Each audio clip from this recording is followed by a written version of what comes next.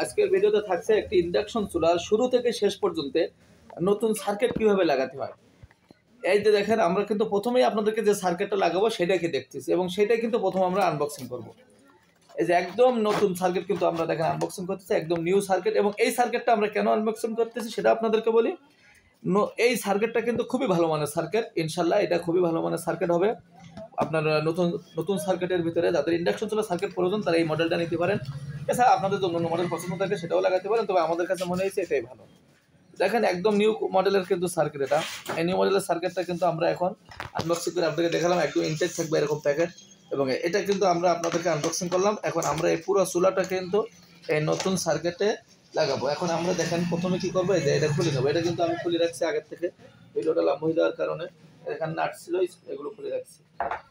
তারপরে আপনারা এই যে এই টাচ ডিসপ্লে খুলে নেবেন এবং এখান থেকে দেখেন একদম খুব সহজ পদ্ধতিতে আপনারা বাসায় বসে কিন্তু এগুলো নিজেরা সার্কিট যদি নষ্ট হয়ে যায় আপনারা লাগাতে পারবেন, কোথাও দৌড়ানো লাগবে না। একদম খুব ইজি, এই সার্কিটগুলো খুব ইজি পদ্ধতিতে এগুলো লাগানো যায় এবং এর জন্য নিজেকে আর মিস্ত্রি হওয়া লাগে না, নিজেই আপনারা লাগাতে পারবেন এগুলো। এই যে 3টি স্ক্রু আছে, এই 3টি খুলে নেবেন। এরপরে দেখেন এখানে সেন্সার আছে, সেন্সারের লাইনটা ছড়াই নেবেন।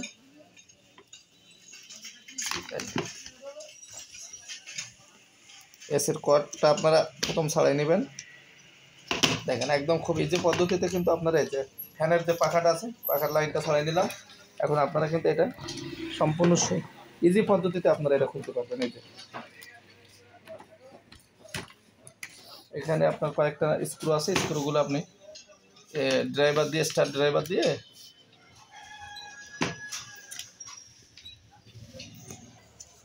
তো আমরা দেখেন এই যে প্রথম কিন্তু আমরা কয়েলটা খুলে নিলাম। এখন কয়েল থেকে আমরা এই যে দেখেন কয়েলের সেন্সার কিন্তু এই সেন্সার আপনার না করলেও চলবে, আমরা এইভাবে সেট করে দেবো। এবং এটা স্ক্রুগুলো আমরা খুলে কিন্তু এটা ছড়াই নিচ্ছি, দেখেন সবগুলো কিন্তু ছড়াই নিচ্ছি। এখন পূর্ণ সার্কিটটা আমরা এই পাশে রাখবো। এখন আমাদের কাজ হলো নতুন সার্কিটটাকে সুন্দরভাবে সাজানো। দেখেন আমরা কিভাবে সাজাই, একদম খুব সহজ পদ্ধতিতে দেখবেন। এই যে আমরা প্রথম এটা এই যে দেখেন এরকম যদি ইনটেক না থাকে আপনাদের পিপি দিয়ে, তাহলে অবশ্যই সেই সার্কিট নেবেন না। বাজার যখন সার্কিট কিনবেন আগে দেখবেন এই ব্র্যান্ড এবং এরকম ইনটেক সার্কিট থাকবে, খোলা থাকলে নেবেন না। এই যে এখন একদম ইজি পদ্ধতিতে আপনার প্রথম কাজ হলো এটাকে এখানে বসানো। আপনি কীভাবে বসাবেন দেখেন, এখানে কিন্তু নাট দেওয়া আছে, ঠিক সেই পদ্ধতিতে আপনি যেভাবে খুলেছেন সেভাবে এখানে সেট করবেন। আল্লাহু আকবার। তাই আমরা এখনই দেখেন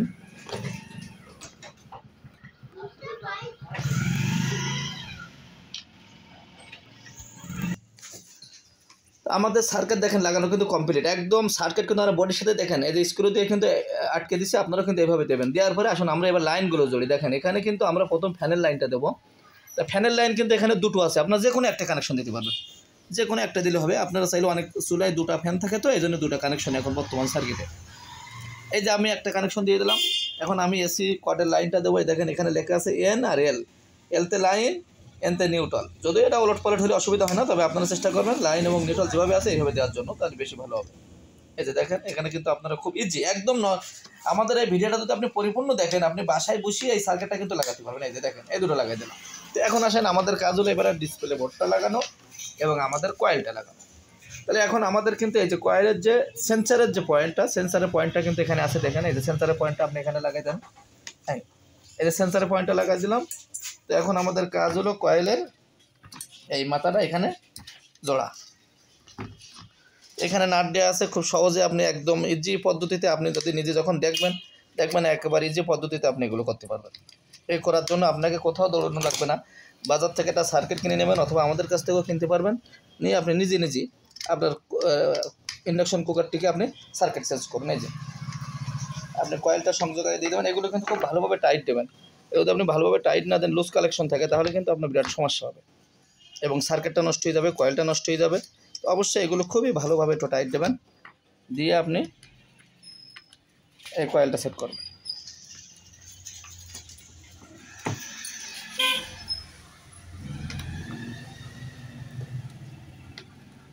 এই যে আপনি খুব সুন্দর করে দেখেন, আমরা কিন্তু খুব সুন্দর করে টাইট দিয়ে দিলাম কয়েল। তো এখন কয়েলের 3টে পয়েন্ট আছে, 3টে পয়েন্টে আপনি কয়েলটা লাগাই দেন।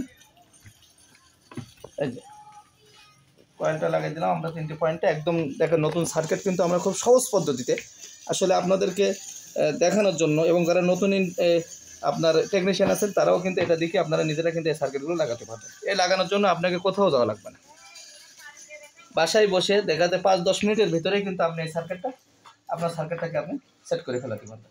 দেখেন আমাদের কিন্তু প্রায় কমপ্লিট, আর একটা লাগালেই কিন্তু আমাদের কয়েল লাগানোটা কমপ্লিট।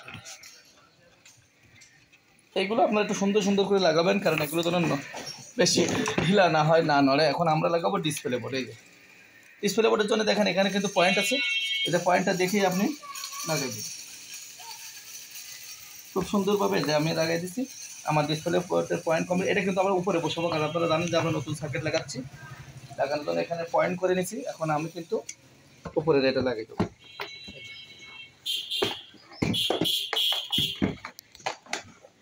উপরেরটা লাগাই দিয়ে আমরা কিন্তু আপনাদেরকে দেখাবো যে আমাদের এটা কোন অবস্থায় এখন আছে, হয়েছে কিনা, এটা কিন্তু অবশ্যই আপনাদেরকে দেখাবো। আমাদের সাথে কিন্তু থাকবেন, এবং পুরো ভিডিওটা দেখলে আপনি শেষ পর্যায়ে এই সার্কিটটা লাগানোর পরে কি আসে ডিসপ্লেতে, কোন চিহ্ন আসলে আপনি বুঝবেন যে আপনার এটা কমপ্লিট হয়েছে, সেটা কিন্তু বুঝতে পারবেন। এই জন্য আপনারা অবশ্যই ভিডিওটা পুরোটাই দেখবেন।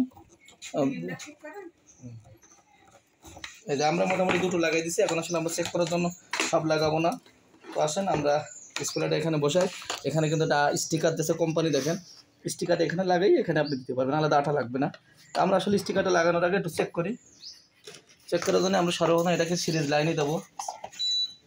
এই যে দেখেন আমাদের ডিসপ্লে বোর্ডে কিন্তু লাইন চলে আসছে। দেখেন এখন আমি যদি এটা অন করি, এই যে অন দেখেন,